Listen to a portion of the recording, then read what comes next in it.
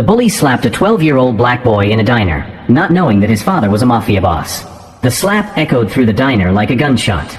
Miguel's face, only 12 years old, turned to the side with the force of the blow as his school backpack fell to the dirty tile floor. Coins rolled in all directions.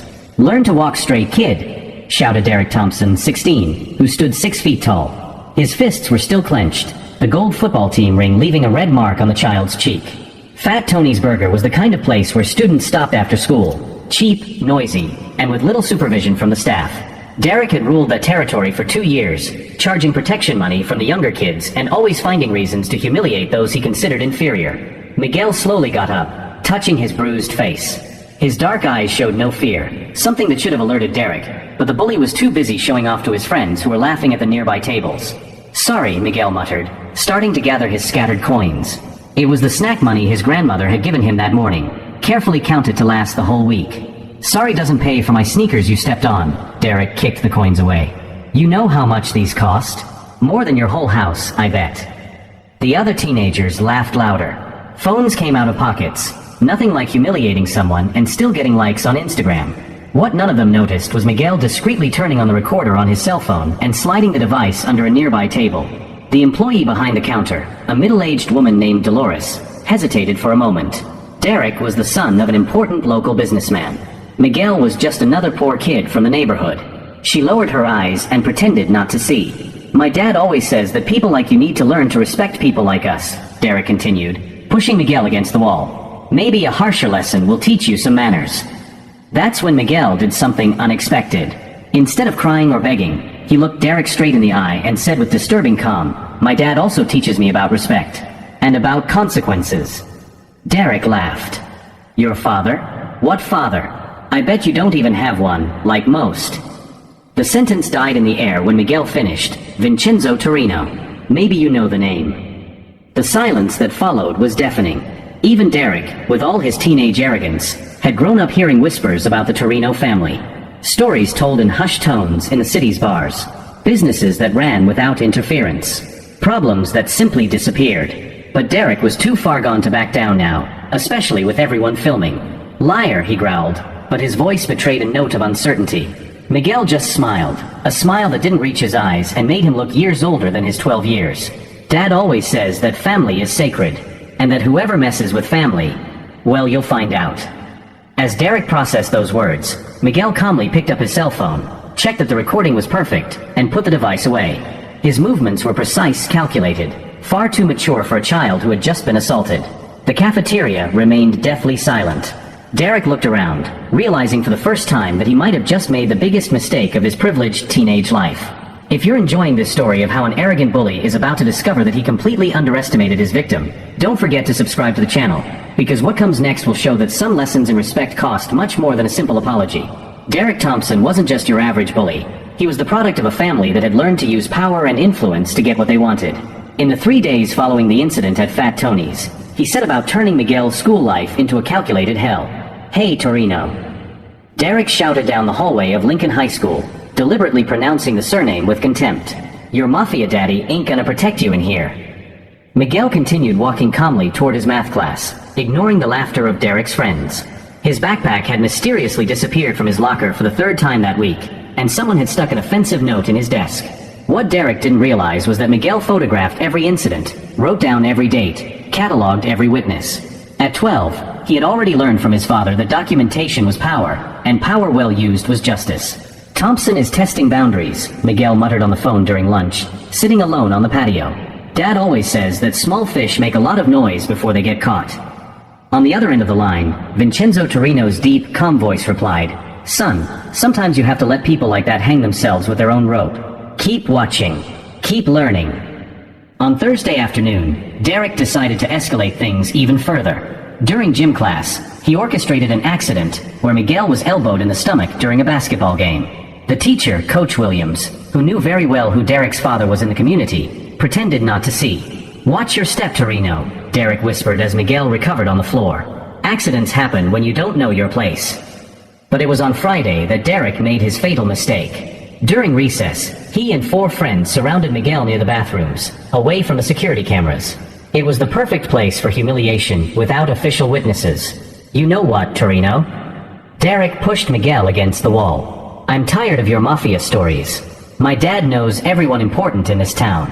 If your family was really dangerous, I would have heard about it. Miguel looked Derek straight in the eye, with the same unsettling calm as always. Maybe you don't know the right people to hear the right stories. Liar. Derek clenched his fist. I bet your father doesn't even exist. Just like most. Be careful what you say next, Miguel interrupted, his voice low but laden with an authority that shouldn't exist in a 12-year-old. Derek hesitated for a microsecond, then regained his bravado. Or what? Are you going to call your imaginary daddy? Then Miguel did something completely unexpected. Instead of backing down or protesting, he smiled and pulled out his cell phone. Actually, good idea. Miguel. The voice that answered was instantly recognizable, deep controlled, with a subtle Italian accent that the whole town knew from local news reports about successful businessman Vincenzo Torino.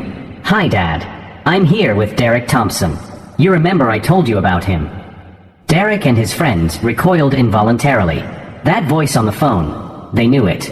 Everyone in town knew it. Oh yes, the Thompson boy. The voice paused. Son of the real estate developer, right? Interesting family. Give him the phone. Miguel handed the phone to Derek, who was visibly pale.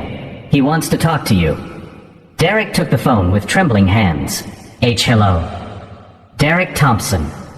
The voice wasn't threatening, it was worse. It was polite, calm, almost friendly. I hear you and my son have had some misunderstandings. Sir, we were just... Let me explain something about family, kid. In my culture, family is sacred. When someone messes with my family, it becomes my personal problem. Derek swallowed hard.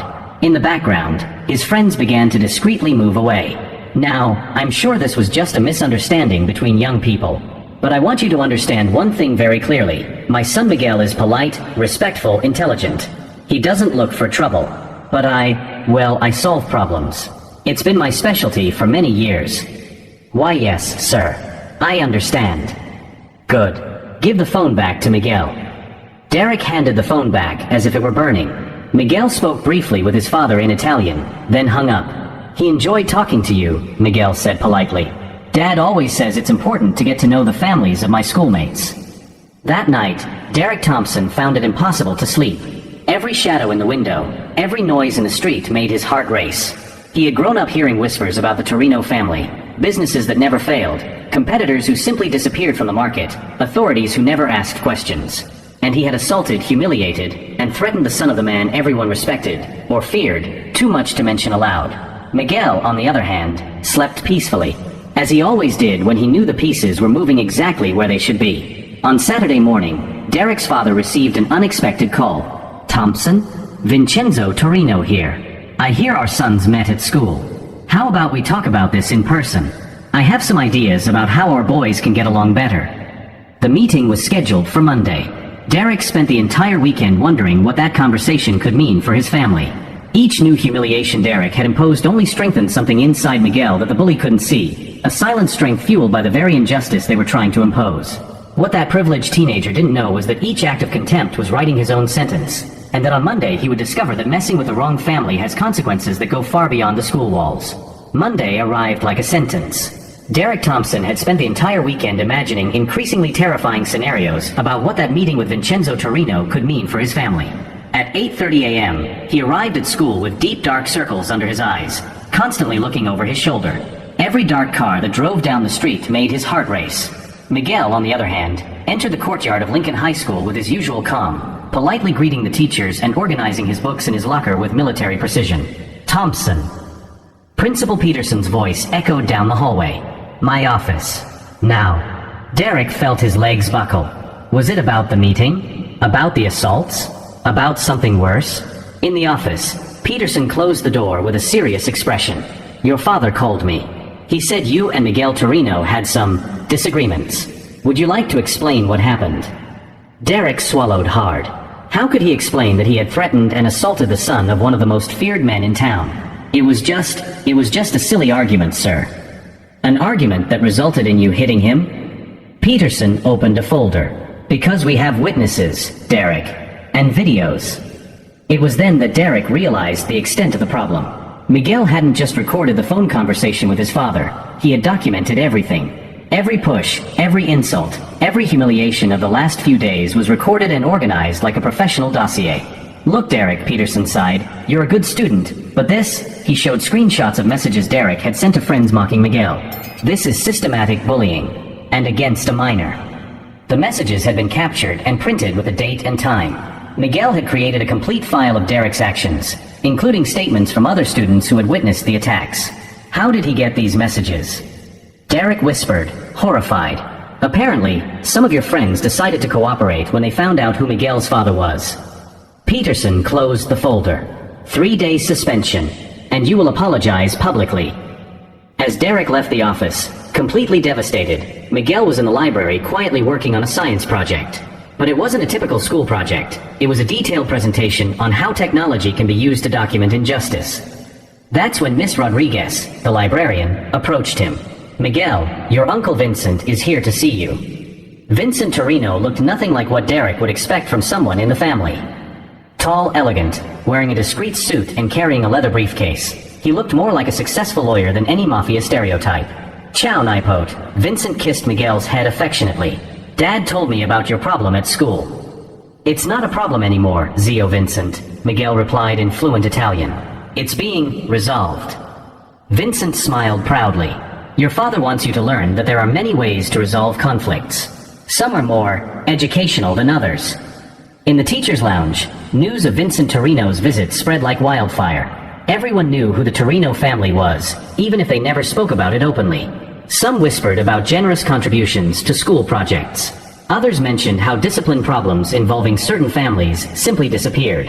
Coach Williams, who had purposely ignored the aggression during physical education, suddenly remembered witnessing possible irregularities in the games. Dolores, from Fat Tony's, called the school offering to be a witness to the original incident.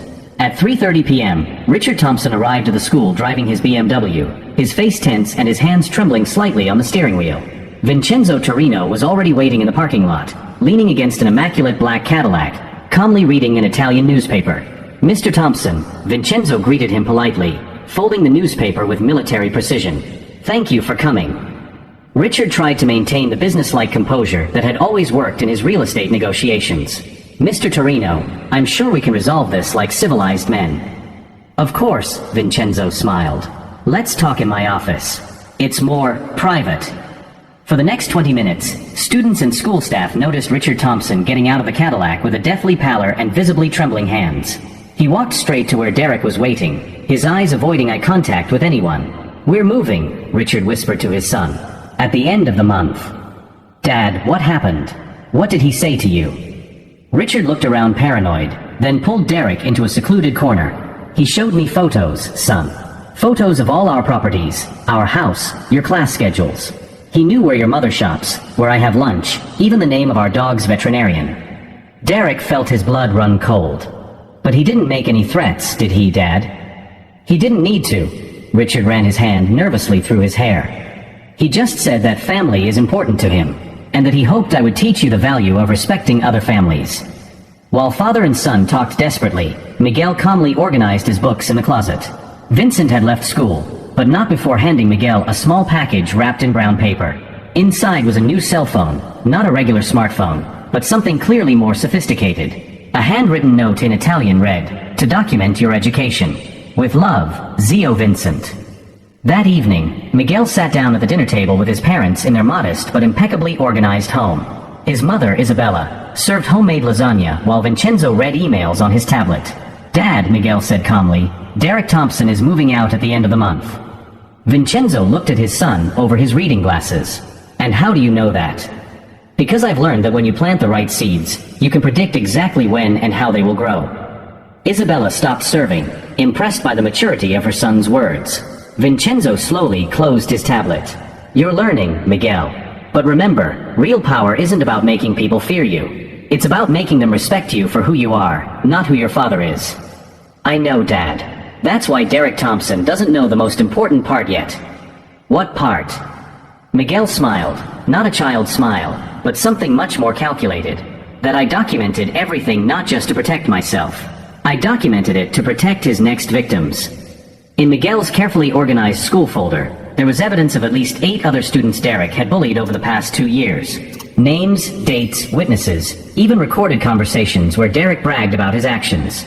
Tomorrow, Miguel continued, I'm going to hand all of this over to the student council. Not as Miguel Torino, son of Vincenzo, but as Miguel Torino, a student who refuses to let others go through what I went through. Vincenzo leaned back in his chair, a mixture of pride and concern in his eyes. His 12-year-old son was demonstrating not only strategic intelligence, but something much rarer, a sense of justice that went beyond personal revenge. The next day, Derek arrived at school to find that his transfer had been expedited. But he also discovered something much worse. A presentation was being prepared by the student council on patterns of toxic behavior at school, and his name appeared on almost every slide. Miguel had turned his own victimization into a systematic campaign against bullying at Lincoln High School. Every documented assault, every organized witness, every piece of evidence cataloged with the precision of someone who had learned from an early age that documentation is power. Derek realized, too late, that he had not only been defeated, he had been completely outmaneuvered by a mind far more brilliant than his own. A mind that had turned suffering into strategy, humiliation into education, and personal revenge into collective justice. While Derek packed his bags for the forced move, Miguel prepared something that would change not only his own life, but the lives of dozens of other students who would finally have a voice. What no one knew yet was that this anti-bullying campaign was only the first step in a much larger plan. A plan that would prove that age does not determine wisdom, and that sometimes true leadership emerges exactly where we least expect to find it. The student council presentation on Thursday morning attracted an audience that no one had expected. The Lincoln High School auditorium was packed. Students, parents, teachers, and even a few members of the local press who had been discreetly invited. Miguel took the stage carrying a laptop and a projector, wearing his impeccably ironed school shirt and moving with the quiet confidence he had learned from watching his father at business meetings. My name is Miguel Torino, and today I'm going to present a project on patterns of toxic behavior in educational environments. His voice was clear, professional, nothing like that of a traumatized 12-year-old. Derek Thompson was sitting in the third row, forced to attend by order of the principal as part of his educational suspension. His hands sweated as he watched Miguel connect the projector cables with military precision. The first image that appeared on the screen made the entire auditorium whisper collectively. It was a detailed timeline of the last 2 years, showing dozens of incidents of bullying at the school, organized by date, aggressor, and victim. Over the course of 24 months, I have systematically documented 47 cases of intimidation, physical assault, and psychological humiliation at the school, Miguel began, his voice echoing through the sound system. All involving the same pattern, older, economically privileged students attacking younger children or those from different socio-economic backgrounds. Derek felt his blood run cold when his name appeared highlighted in red in more than half of the cases listed. Miguel clicked to the next slide.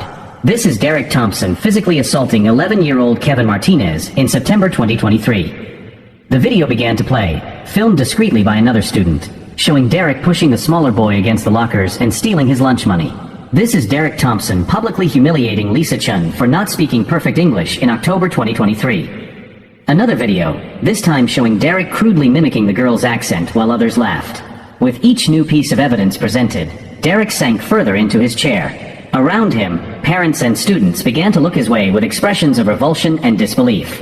Here we have text messages where Derek Thompson brags about his actions. Miguel projected screenshots of WhatsApp conversations where Derek bragged to friends, "Today I taught another brat not to cross my path. These guys need to learn who's boss here." Derek's mother, sitting in the front row, covered her face with her hands. His father, Richard Thompson, was visibly pale, realizing that the problem was much bigger than a schoolyard fight. But Miguel was just getting started. What I discovered through this investigation, Miguel continued with the coldness of an experienced prosecutor, is that this behavior was not isolated. It was systematic, coordinated, and most importantly, deliberately ignored by the school administration. The next slide showed emails between Derek and other students, planning operations to humiliate specific targets. There was even a list with names of victims and recommended methods for each one. Coach Williams, Miguel looked directly at the physical education teacher. "You witnessed at least 12 physical assaults during your classes and chose not to intervene in any of them. I have witnesses and videos of each incident right here." Williams tried to stand up to protest, but the evidence was irrefutable. Miguel projected videos from the gym security camera clearly showing the assaults taking place while Williams looked the other way. "Dolores Santos, employee at Fat Tony's Burger," Miguel continued, "you admitted on tape that you knew about Derek's aggressive behavior, but chose not to report it because he was the son of an important family."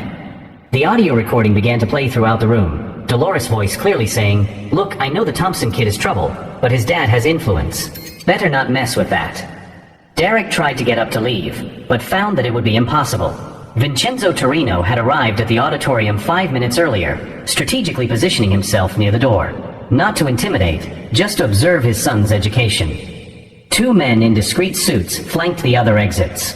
Finally, Miguel reached the climax of his presentation. We have last Monday's incident at Fat Tony's Burger, where Derek Thompson physically assaulted me in front of multiple witnesses. Tommy's original video began to play on the big screen. Every slap, every racist word, every moment of humiliation was reproduced in high definition for the entire auditorium to see. But then Miguel did something no one expected. He paused the video at the exact moment Derek hit him and turned to the audience. Do you know what my first reaction was when this happened? It wasn't anger. It was sadness. Sadness because I realized that Derek Thompson is a product of a system that teaches privileged children that they can treat other human beings like objects. Derek was visibly shaking now. Tears of humiliation streamed down his face as hundreds of people watched him. But this presentation isn't about Derek Thompson, Miguel continued, his voice soft but relentless. It's about all of us. About how a community can choose between protecting violent privileged people or protecting defenseless children. Miguel projected the final slide, a photo of each of Derek's 23 victims over 2 years, with their names and ages. Children aged 10 to 14 who had suffered in silence, while adults looked the other way. Derek Thompson destroyed the self-esteem of 23 children. He stole lunch money from at least 15 students. He caused trauma that some of these children will carry with them forever. And all of this was allowed because he had the right last name and the right parents. The silence in the auditorium was absolute. Derek was completely broken, sobbing uncontrollably while his mother tried to comfort him. Richard Thompson stared at the floor, realizing that the family's reputation was destroyed forever. My proposal, Miguel concluded, is simple. 0 tolerance for bullying, regardless of last name. Mandatory training for staff on how to identify and report aggression. And most importantly, a support program for victims who have been silenced for too long. The ovation was spontaneous and deafening. Students stood up, parents applauded, teachers nodded in approval. Miguel had turned his personal humiliation into an educational revolution. Derek Thompson tried to hide behind his mother, but it was too late. Phones captured every second of his shame. In a few hours, he would be known nationally not as a powerful bully, but as the coward who attacked children and cried when confronted with the truth. As the Thompson family hurried out of the auditorium, Miguel stepped off the stage to be greeted by dozens of students and parents. Vincenzo watched from the back of the room, a discreet smile of pride on his face. Derek had learned a lesson he would carry with him for the rest of his life. When you choose to humiliate someone you consider weaker, there is always the possibility that that person is much stronger than you ever imagined. And sometimes, the consequences of our choices come packaged with a lesson in dignity that cuts deeper than any physical aggression ever could. The question that remained was not whether Derek would survive the public humiliation, but whether he would find a way to become a better person after having his true nature exposed for the whole world to see. 3 months later, Lincoln High School was unrecognizable. Miguel had become student council president by unanimous vote, leading an anti-bullying program that attracted national attention. Derek Thompson never recovered from the public humiliation. His family moved to another state, but the videos of the presentation followed him. Universities rejected his applications when they discovered his history. Summer jobs evaporated when employers Googled his name. Miguel, on the other hand, received full scholarships from 5 prestigious universities. His Document to Protect campaign spread to 200 schools in 12 states. Dad always said that the best revenge is success, Miguel explained to a CNN documentary about bullying. I didn't destroy Derek Thompson. I just showed who he really was. Vincenzo watched proudly from the audience during his son's graduation. Miguel received 3 awards: academic merit, community leadership, and civil courage. Derek watched the ceremony on YouTube from his new school, where no one knew his past. Still, every time he saw a child being bullied, he remembered Miguel's words, "Family is sacred." The lesson was simple. Underestimating someone based on appearances is the first step to your own downfall. If this story of how a child turned humiliation into leadership has inspired you, subscribe to the channel. Because sometimes heroes wear school uniforms and carry backpacks, proving that dignity has no age and justice waits for no one to grow up.